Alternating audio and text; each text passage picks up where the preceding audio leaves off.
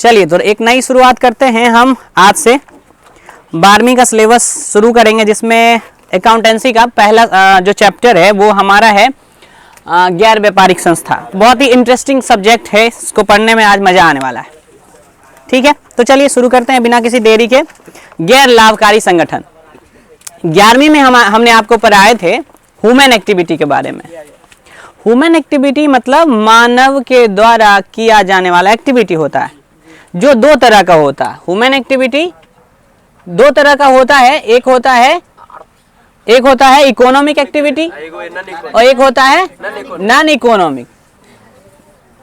Economic activity वैसा activity होता है जो अर्निंग करवाता है, जिसका पर्पस प्रॉफिट अर्न होता है। और नॉन इकोनॉमिक एक्टिविटी जो होता है उसका पर्पस सर्विंग होता है, सेवा करना। जैसे माँ अपने बच्चों की सेवा करती है, वहां कमाने का कोई उद्देश्य नहीं होता, केवल सेवा का। पति का पत्नी द्वारा सेवा किया जाना, ये नॉन इकोनॉमिक एक्टिविटीज। इसी के कड़ी को लेकर हम यहाँ आए। हमारे आसपास इस दुनिया में बहुत ऐसी संस्थाएं हैं जो कमाने के लिए नहीं है, बल्कि सेवा के लिए है केवल। इसका वर्तमान उदाहरण आप समझ सकते हैं, राम जन्मभूमि ट्रस्ट। मंदिर का निर्माण हो रहा है, ये हॉट टॉपिक है, टुडेज हॉट टॉपिक है ना, राम जन्मभूमि पर राम मंदिर का निर्माण।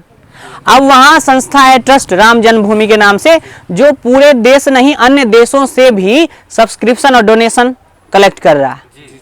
ऐसा नहीं है कि वो सब्सक्रिप्शन जो है इकट्ठा करके हमसे आपसे, कल मेरे यहाँ भी आया था तो 100 रुपये मैंने दिया था, जो मुझे बना, जिसका जो बनता है। कुछ बच्चों ने 10-10 रुपए का अपना कटाया था।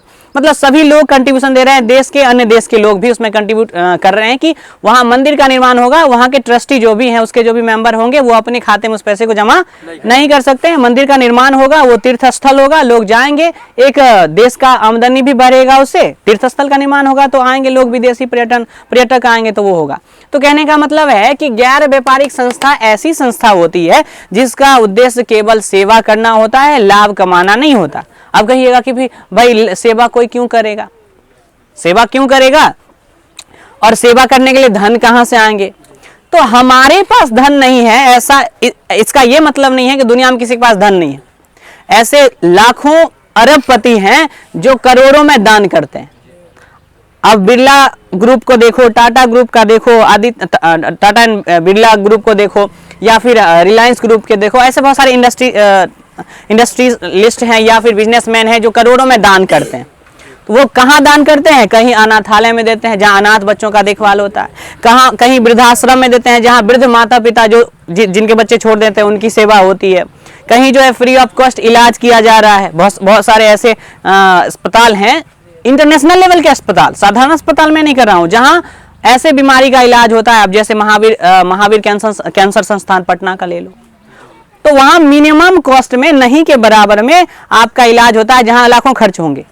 तो कहने का मतलब है कि गैर व्यापारिक संस्था ऐसी संस्था होती है जो सेवा के लिए होता है। वो मंदिर हो सकता है, मस्जिद हो सकता है, कोई ट्रस्ट हो सकता है, विद्यालय हो सकता है, फ्री ऑफ कॉस्ट चलने वाले स्कूल हो सकते हैं। स्कूल आपको कितना फीस लेता है? आप प्राइवेट स्कूल में जाते हैं जिसका उद्देश्य है अर्निंग करना, है ना, अर्निंग करना सर, तो वो साल में हजारों रुपए आपसे हटते हैं, 10,000 20,000 जैसा जिस लेवल का मैनेजमेंट है उस हिसाब से आपका फी लेता है। वहीं आप अपने सरकारी स्कूल में जाते हैं तो नहीं के बराबर कोई फी नहीं है, ऊपर से आपको दिया जा रहा है ये ड्रेस के पैसे, ये पैसे, वो पैसे, बुक के लिए अलग से सेवाएं। तो उसका केवल मात्र उद्देश्य होता है सेवा करना। टॉपिक यही है हमारा, गैर लाभकारी संस्था। तो मुद्दा ये है कि पैसा कहाँ से आएगा? तो मैंने कहा लोग चंदा देंगे। जो लोग धनाढ्य हैं वो दान करते हैं, करोड़ों में दान करते हैं, दान करेंगे। जो उनके मेंबर होंगे, आप ही सदस्य बनते हैं तो सदस्य का अपना सदस्यता शुल्क होगा।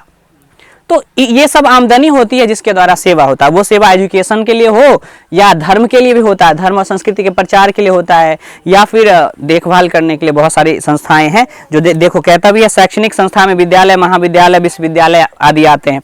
धार्मिक संस्था में हमारा मंदिर है, मस्जिद है, गिरजाघर है, खेल क्लब होता है। यहाँ तो हम लोग गाँव में हैं तो नहीं है, लेकिन व्यायामशाला होता है, जिमनास्ट मतलब क्या कहते हैं उसको, जिम होता है। वहाँ योग का क्लब होता है जहाँ लोग योग सीखने जाते हैं फ्री ऑफ कॉस्ट। वहाँ एक ट्रेनर होता है जिसको व्यवस्था संस्था करके देती है, आपको देना नहीं, आप आइए, सीखिए, सेवा लीजिए, जाइए। तो ऐसे बहुत सारी संस्थाएं, चर्च है, अस्पताल है, अथी लाइब्रेरी, एक गांव है इधर ढरहा की भीरा, इधर उधर पूरे गांव के लिए एक लाइब्रेरी खुला है। गांव के जितने भी लोग हैं वहां जाएंगे, पढ़ेंगे, बुक लेंगे, फिर जमा करेंगे, फ्री ऑफ कॉस्ट, कोई कॉस्ट नहीं वहां पढ़ने के लिए। तो लाइब्रेरी, आपके भी विद्यालय महाविद्यालय में लाइब्रेरी होते हैं। तो वो सारी चीजें हैं जो आपके सेवा के लिए होता है, जिसका उद्देश्य लाभ कमाना नहीं होता। प्रश्न बनता है कि गैर व्यापारिक संस्था क्या है, यानी कि नॉट फॉर प्रॉफिट ऑर्गेनाइजेशन क्या है। इन शॉर्ट इसको एनपीओ भी कहते हैं, एनपीओ, ठीक है, नॉट फॉर प्रॉफिट ऑर्गेनाइजेशन, नाम है नॉट फॉर प्रॉफिट, परिभाषा इसी से क्लियर होता है, नॉट फॉर प्रॉफिट, जिसका उद्देश्य प्रॉफिट कमाना नहीं है, वो गैर लाभकारी गैर व्यापारिक संस्था है। क्लियर है? इसके कई उदाहरण हो सकते हैं, धार्मिक संस्था हो सकता है, शैक्षणिक संस्था होता है, खेल संस्थान हो सकते हैं, पुस्तकालय, अस्पताल और बहुत सारी चीजें हो सकती हैं। अब है कि अब इसका निर्माण क्यों किया जाता है, इसका उद्देश्य क्या है, गैर व्यापारिक संस्था क्यों जरूरी है। अब कहेंगे कि हम अगर गैर व्यापारिक संस्था खोल के चलें तो मेरा पेट कैसे भरेगा। तो जो सेवा देते हैं, सेवा के बदले में उनको कुछ ना कुछ शुल्क मिलता है। मान लीजिए आप एक ट्रेनर हैं, ठीक है, आप ट्रेनिंग देते हैं किसी एनजीओ में जाके, तो आपको शुल्क, आपको फीस तो मिलने वाला है। अब वो फीस, अब वो व्यवस्था एनजीओ करेगा, कहाँ से करेगा, दान लेगा, चंदा लेगा, सदस्य देंगे, जो भी होगा वो करेगा। अब है कि इसका उद्देश्य होता है, या तो आप समाज की सेवा के लिए बनाते हैं, नहीं, अब मान लीजिए कि आप समाज के लोग हैं और हर आदमी सामाजिक प्राणी होता है। अरस्तु का कहना है कि man is a social person, सामाजिक प्राणी है और समाज में रहना चाहता है। अगर नहीं रहना चाहता है, या तो वो आदमी है, या अति देवता है, या राक्षस है। आदमी समाज में रहना चाहता है, अगर नहीं रहना चाहता है तो या तो वो भगवान है या राक्षस है, जिसको समाज से कोई लेना देना नहीं है। तो हम समाज के लिए कुछ ना कुछ करते हैं। एक सीमा के बाद आप भी, हम भी जब डेवलप हो जाते हैं तो समाज के बारे में सोचते हैं। पहले तो खुद के बारे में सभी सोचते हैं, जब अपने हो जाता तो किसके बारे में सोचेंगे, परिवार के बारे में, परिवार का हो जाएगा तो समाज के बारे में। तो मान लीजिए कि आपके सोसाइटी में बहुत सारे जो हैं ऐसे नवयुवक हैं जो नशा में अपना जीवन बर्बाद कर रहे हैं, तो उसके लिए आप रिहैबिलिटेशन सेंटर खोल सकते हैं अपने गांव में, कि नशा मुक्ति केंद्र। उसमें जा करके हमारे समाज के लोग जाएंगे, वहां से नशा मुक्त होकर आएंगे, यानी कि अपना नशा जो भी लत है उनका छोड़ेंगे। ऐसा बहुत सारा पर्पस होता है। आपको पता नहीं हो, जो बड़े बड़े लोग होते हैं, सचिन तेंदुलकर को ले लो, धोनी को ले लो, अस्पताल चला रहे हैं, बड़े बड़े अस्पताल चला रहे हैं, जहां हजारों लाखों पेशेंट जाते हैं, इलाज करा के आते हैं, मिनिमम कॉस्ट पर, नहीं के बराबर वहां फीस लगता है। अब जाइए पीएमसीएच है, एम्स है, डीएमसीएच में भी गया था, 5 रुपए लगा और 4000 का टेस्ट करा के दिया। हार्ट का टेस्ट करवाया, ब्लड का टेस्ट, सारा टेस्ट मैंने करवा लिया जो वहां अवेलेबल था। उतना टेस्ट में अगर अर्निंग करने वाले संस्थान के यहाँ जाता, जो कि बिजनेस पर्पस से चल रहे हैं, तो 4-5 हजार खर्चा होता। वहां मुझे लगा 5 रुपए में, डॉक्टर का कोई फीस नहीं, मेडिसिन भी जहां तक अवेलेबिलिटी है वो आपको अवेलेबल हो जाता है। वो सरकार है जो सेवा कर रही है।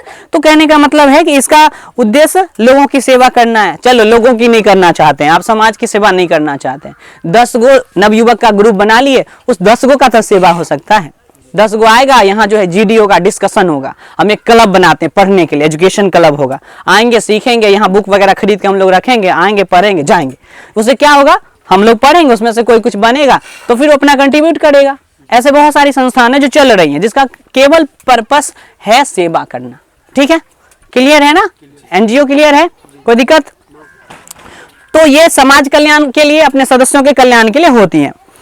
ठीक है, चलो इसको बंद कर दो अब।